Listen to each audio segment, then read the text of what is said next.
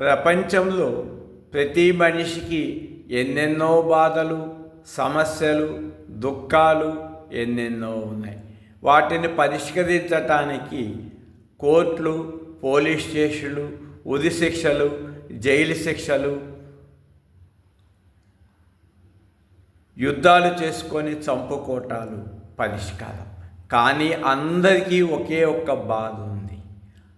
ఆ సంఘము పెట్టి ఉండకపోవచ్చు. అదే మనోబాధితుల సంఘము. మనస్సు తనని బాధిస్తుంది విపరీతంగా. ప్రపంచం కన్నా గాఢ నిద్రలో ప్రపంచం బాధించుటలేదు, మనసు కూడా బాధించుటలేదు. ఎందుకని ఒక్కసారి ఆలోచించుకోండి. మనోబాధితుల సంఘము